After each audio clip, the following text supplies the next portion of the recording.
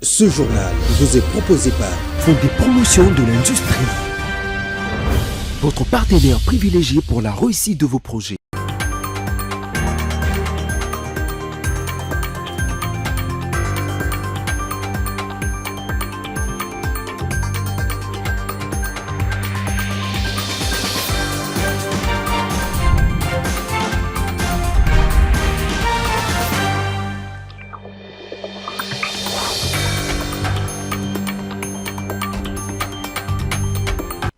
Mesdames, Messieurs, bonsoir. Bienvenue dans cette grande édition du journal. Il est 19h à Kinshasa. Partout où vous nous suivez, vous êtes le bienvenu. La République démocratique du Congo a renoué mercredi 12 août 2026 à Durban, Afrique du Sud, avec une pleine participation au sein de la communauté du développement de l'Afrique australe, SADC, réunie en conseil de ministres. L'organe de l'organisation a décidé d'élever les sanctions qui, depuis avril 2024, limitaient la participation de la République démocratique du Congo aux activités de cette institution régionale.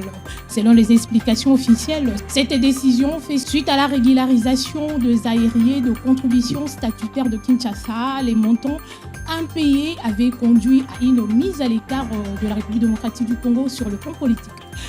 Le Rassemblement de Congolais démocrates et nationalistes RCDN et le mouvement La Base de la République hausse les tons dans une déclaration publique faite ce jeudi 13 août.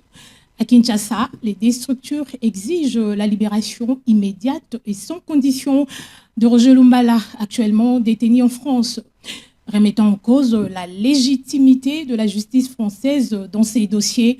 Elle appelle au respect strict de la souveraineté judiciaire de la République démocratique du Congo. Par la même occasion, le RCDN a officialisé son adhésion à la coalition Camp de la Nation, assignant la charte de cette méga structure. Je vous prie de suivre le reportage de Cédric Bachala et Glody Maemba. Désormais rallié à la coalition Camp de la Nation de Moïse Monidela, le RCDN de Roger Lumbala et la Base de la République apportent leur soutien au dialogue inclusif prôné par le chef de l'État, Félix-Antoine Tshisekedi Tshilombo. Ils ont franchi les perrons du siège de la coalition avec un objectif clair. Comme l'explique le secrétaire général du parti Hugues Nzembela. Nous avons choisi les camps de la nation, c'est par rapport à la vision. Pourquoi j'ai dit c'est par rapport à la vision? Parce que nous avons compris que les camps de la nation prônent pour la paix. Et là où il y a le dialogue, il y a la paix.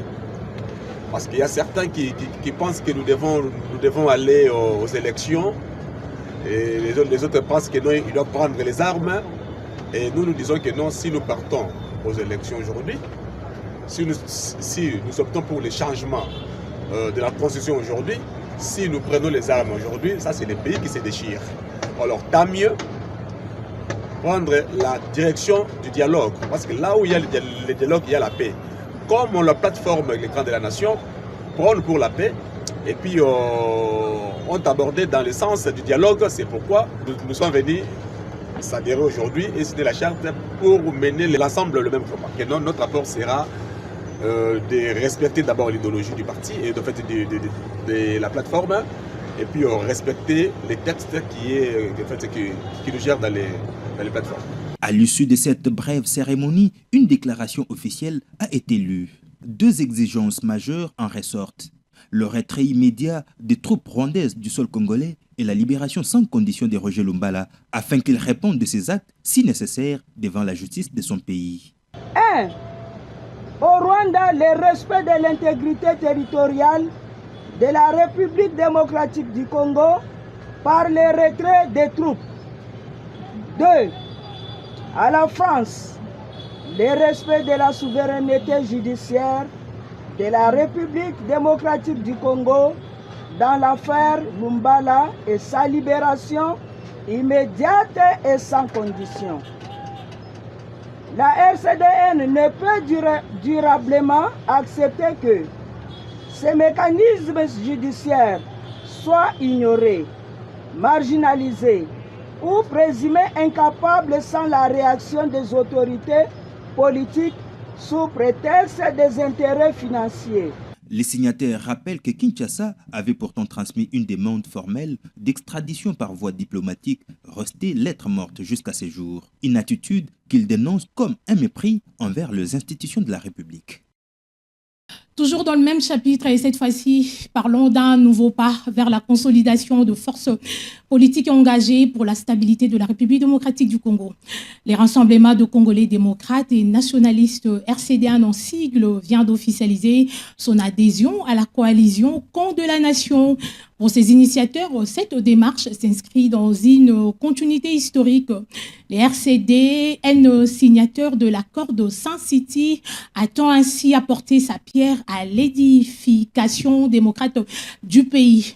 Figure majeure du Camp de la Nation, Moïse Omonidela, président du parti CONADE, affirme que ces rapprochements dépassent les intérêts individuels et répondent aux urgences de sauvegarder l'unité nationale. Je vous prie d'écouter ces propos dans cet extrait choisi par Cédric Bachala. Ce qui compte, c'est la nation. Qu'est-ce que la nation peut gagner avec ce union? Je dis bien que les leaders du RCDN, c'est un ami, c'est un frère. Des luttes, nous avons lutté depuis très longtemps pour l'unité, la cohésion nationale, la démocratie dans ce pays. Ce qui se ressemble, se semble. Donc aujourd'hui, on se retrouve encore pour le même combat. Parce que la démocratie, c'est le processus démocratique, c'est un processus cumulatif.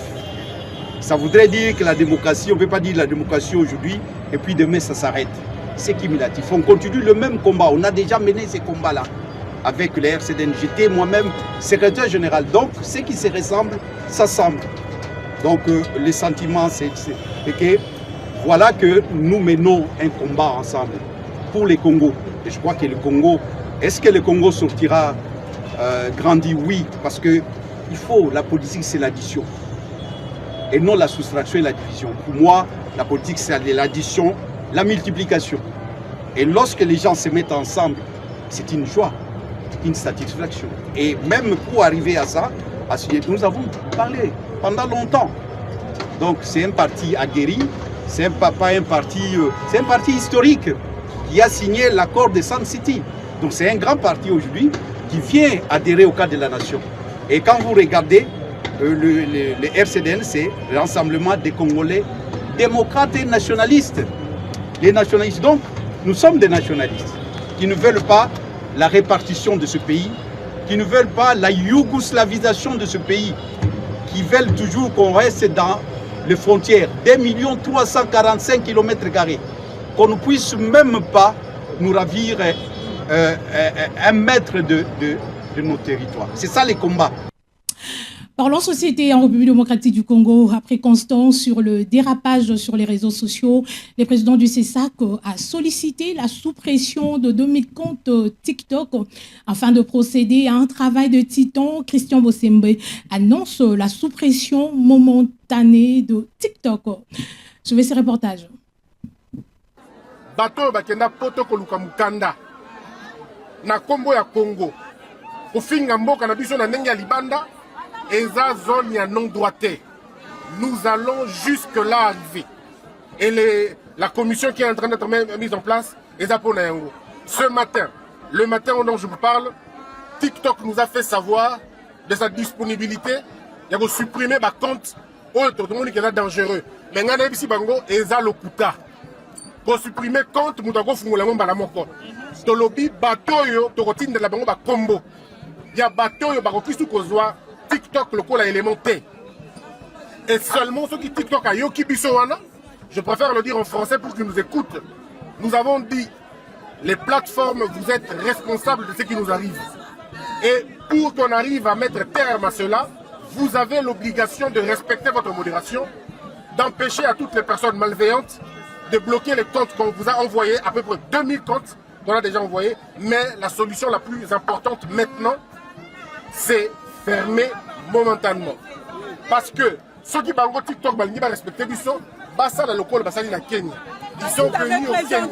Baya na Congo baya kofanda pour que ba jeune baza bazo misala. Le ministère de Genre et Famille et Enfants et l'ONG Sanru ont signé jeudi à Kinshasa un protocole d'accord objectif intégrer la santé et l'approche genre au cœur de la future politique nationale de famille.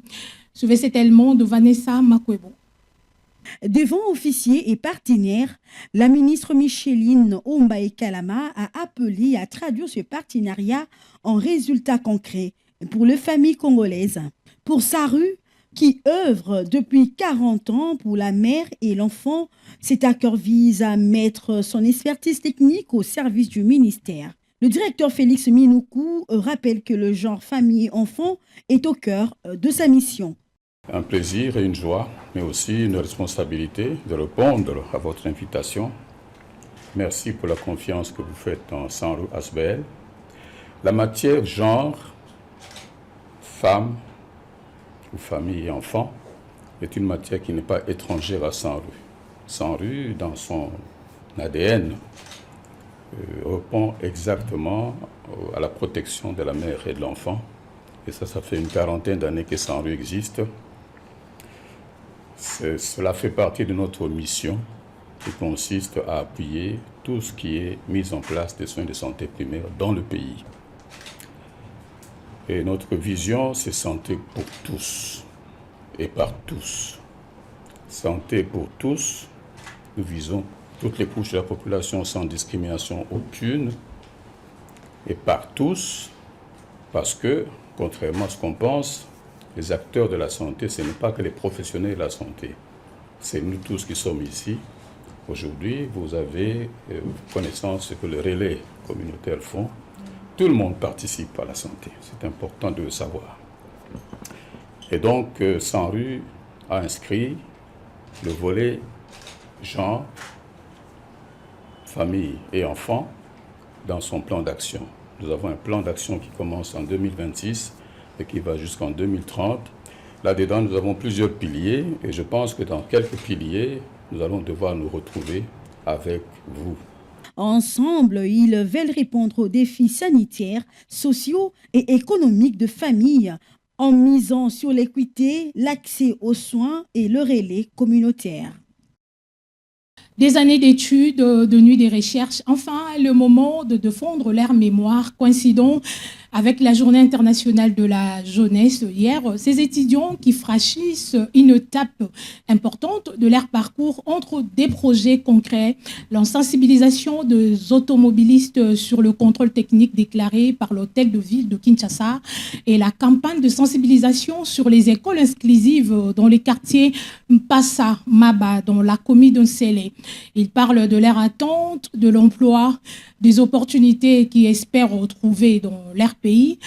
Je vous prie de suivre ces reportages des Mehdi Kimba rendus par Déborah Moulonza.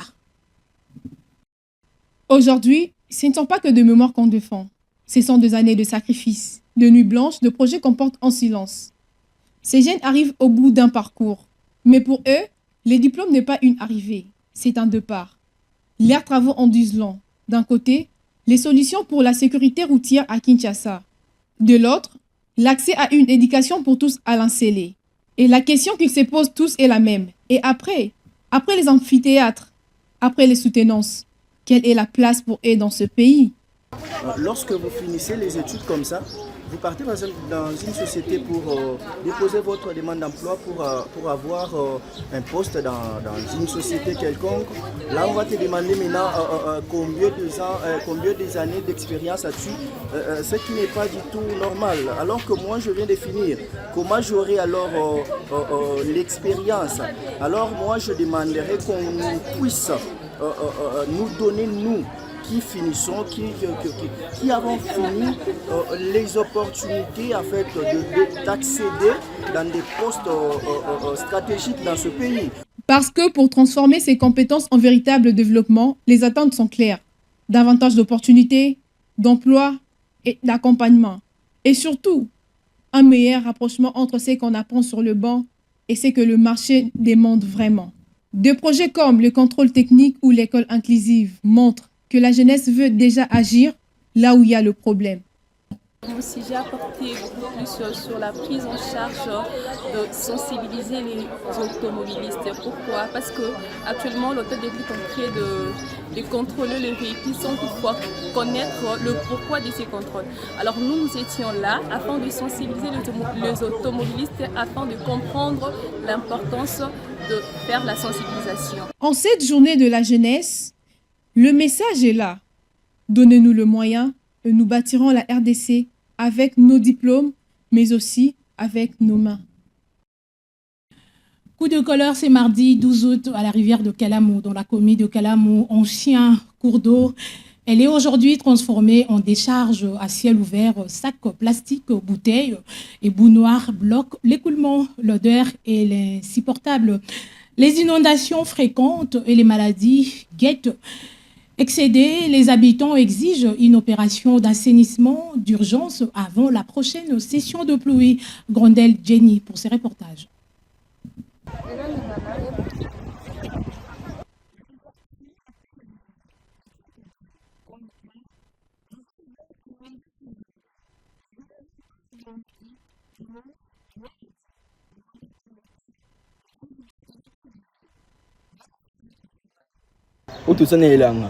Parce que nous sommes en pleine saison sèche, sachez que pendant la saison des pluies ici, l'eau déborde énormément, le pont disparaît. Difficile de le localiser vu l'herbe, les poubelles à cet endroit. Une situation malencontreuse. Demandons l'intervention du président de la République afin de remédier aux inondations.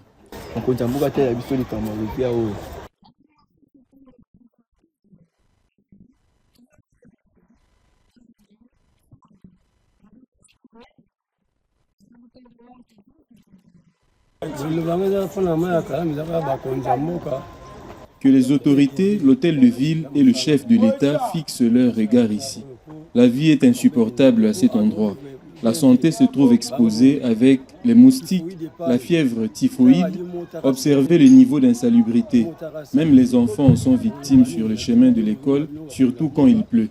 Nous remercions le chef de l'État pour son travail, mais lui demandons aussi de nous venir en aide pour ce qui concerne la rivière Kalamou.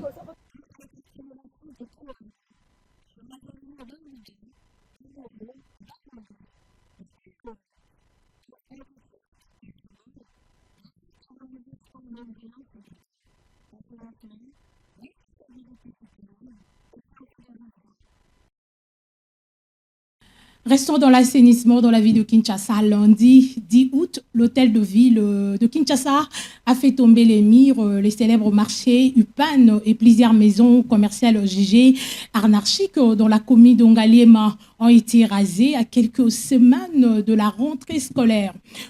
Opération laisse derrière elle l'arme de dette et une profonde dépression chez de centaines d'exploitants. Myriam Mafouta s'est rendue sur place. Suivez son reportage rendu par Jossar Liboula.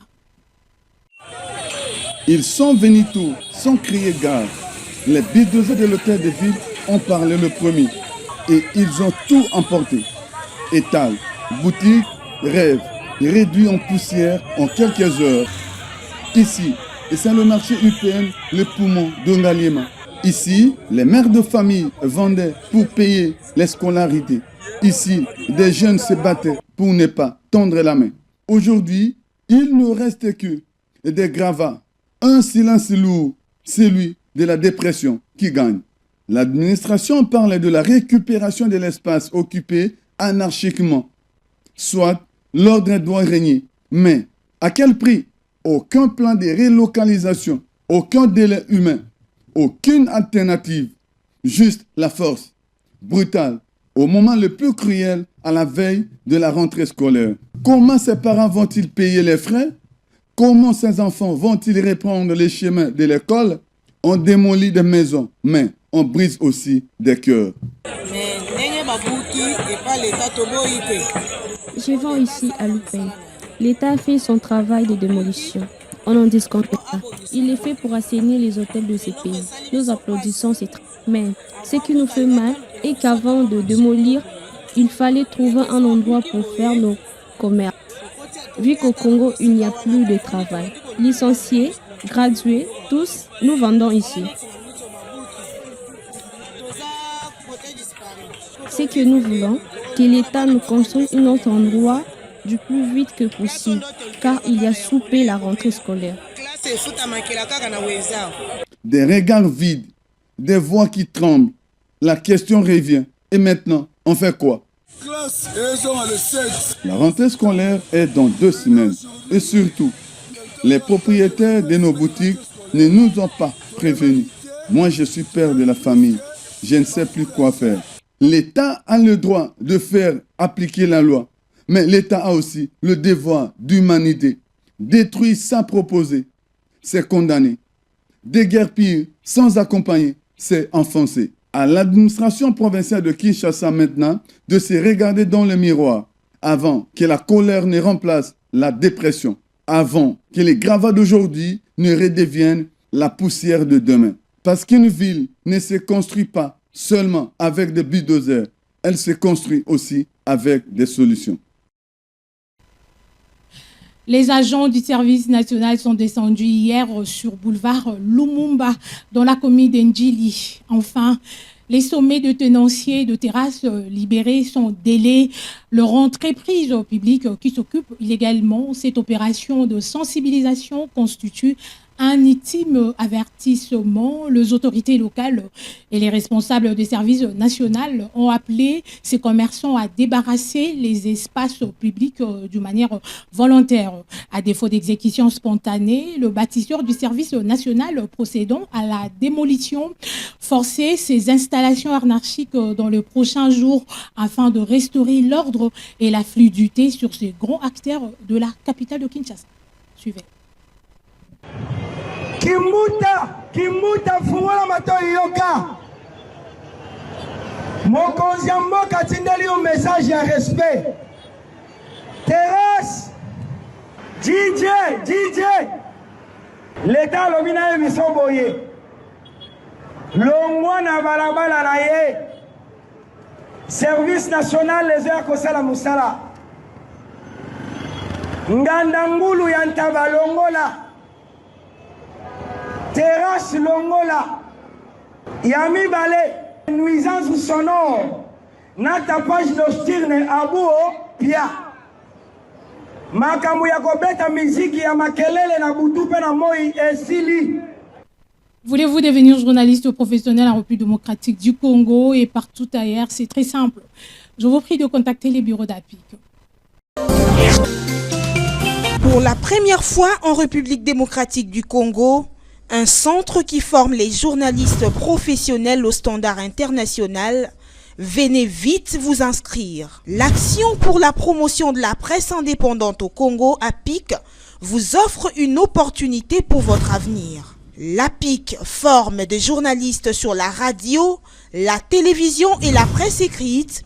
Il s'agit d'une formation de très haut niveau professionnel, assurée par des professeurs d'université et par des journalistes étrangers. Avec cette formation accélérée que donne l'APIC, vous pouvez travailler comme journaliste partout à travers le monde, dans des pays francophones, anglophones, arabes et autres.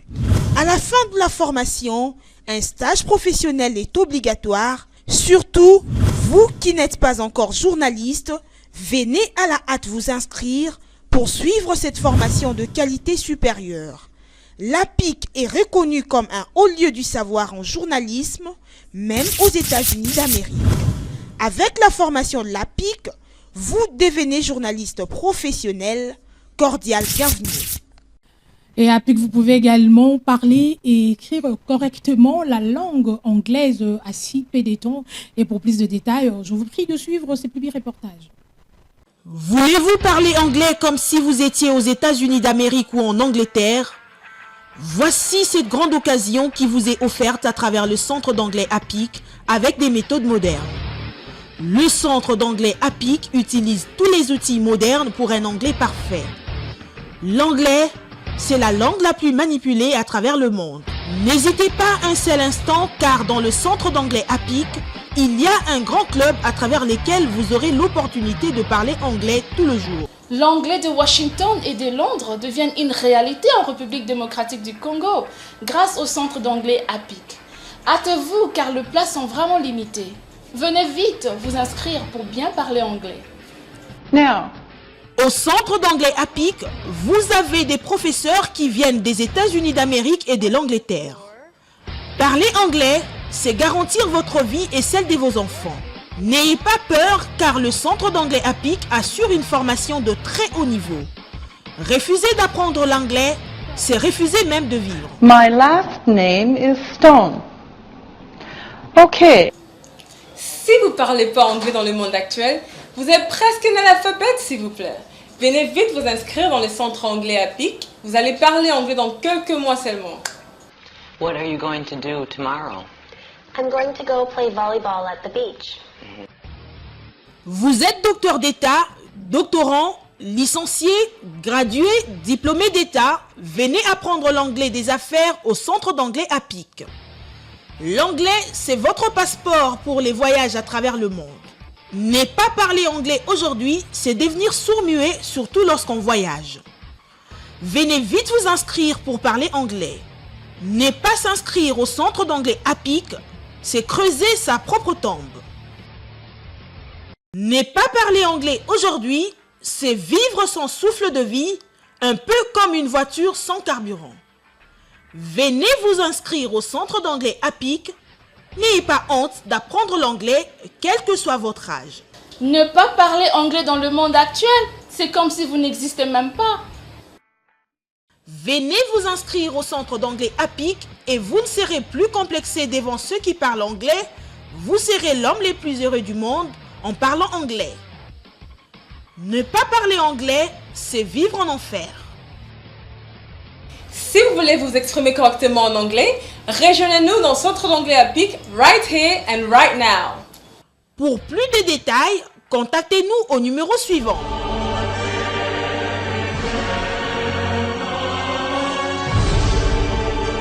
Cordial bienvenue au centre d'anglais APIC. L'anglais, c'est la vie!